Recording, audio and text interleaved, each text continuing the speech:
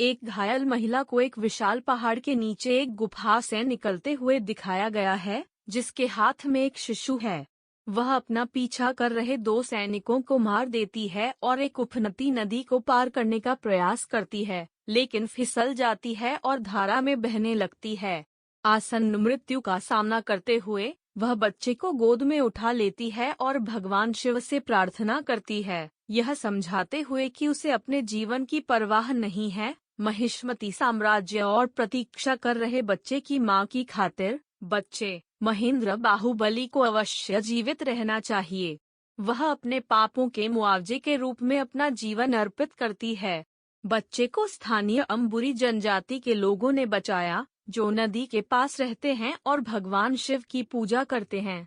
जनजाति के मुखिया सांगा की पत्नी ने लड़के को गोद लेने का फैसला किया और उसका नाम शिव रखा। शिव बड़ा होकर एक महत्वाकांक्षी और शरारती बच्चा बनता है, जो पहाड़ पर चढ़ने के लिए जुनूनी होता है।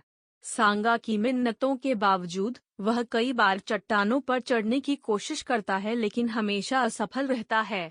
एक युवा व्यक्ति के रूप में जब वह शिवलिंग को उठाकर पहाड़ के नीचे रखता है तो उसमें अलौकिक शक्ति दिखाई देती है। फिर एक मुखौटा चट्टानों से गिरता है और यह महसूस करते हुए कि इसमें स्त्री विशेषताएं हैं, शिवा मुखौटा के मालिक को ढूंढने के लिए जुनूनी हो जाता है। अंततः वह पहाड़ पर चढ़ने में सफल हो जाता है। शीर्ष पर पहुंचने पर वह अवंतिका नाम की एक साहसी योद्धा लड़की को सैनिकों से लड़ते हुए देखता है।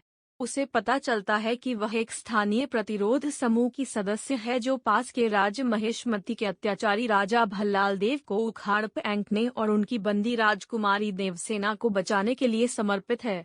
शिवा तुरंत अवंतिका पर मोहित हो जाता है और चुपके से उसका पीछा करता है। जब उसे शिवा का पता चलता है तो वह उस पर हमला करती है, लेकिन वह उससे आगे निकल जाता है और उसका मुखौटा लौटा देता है और हर कदम पर उसे निर्वस्त्र कर देता है। यह महसूस करते हुए कि उसने उसे ढूंढने के लिए पूरे पहाड़ को पार कर लिया है, वह उसकी भावनाओं का प्रतिकार करती है। अवंतिका के कारण का पता चलने के बाद शिव स्वयं देवसेना को बचाने की प्रतिज्ञा करते हैं और महेशमती के लिए प्रस्थान करते हैं। वह एक सैनिक के भेष में शाही महल में घुसपैठ करता है और देवसेना को बचाने के लिए भल्लाल देव और उसके गार्डों को काफी देर तक विचलित करता है।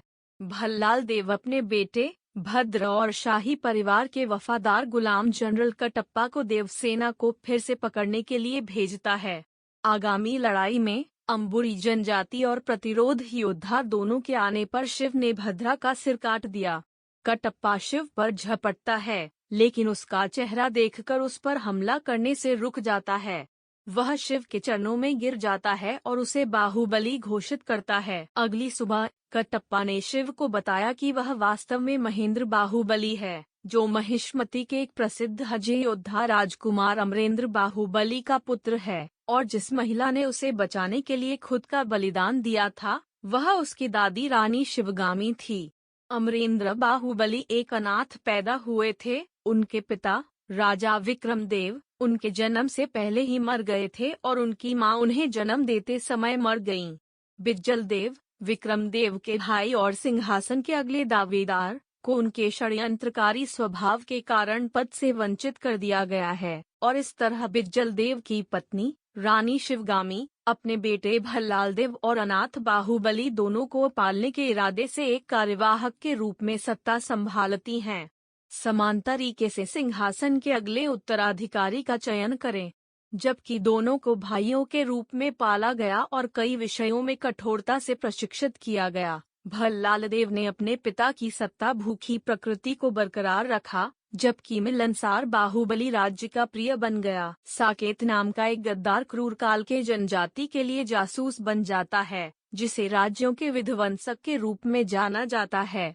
उनके प्रमुख हिंकोशी ने महिष्मती पर युद्ध की घोषणा की और भगवान बिज्जल देव ने फैसला किया कि जो कोई भी हिंकोशी को मार डालेगा उसे राजा का ताज पहनाया जाएगा। हालांकि हिंकोशी द्वारा युद्ध के मैदान में शिवगामी का व्यक्तिगत अपमान करने के बाद वह मांग करती है कि उसे जीवित उसके पास लाया जाए। बिज्जल देव चालाकी से भल्लाल देव के लिए बेहतर और परिष्कृत तोपखाने, हथियारों और पुरुषों की व्यवस्था करता है, लेकिन बाहुबली फिर भी नवीन रणनीति का उपयोग करके और अपने सैनिकों को प्रेरित करके भल्लाल देव की तुलना में अधिक हमलावरों को हरा देता है।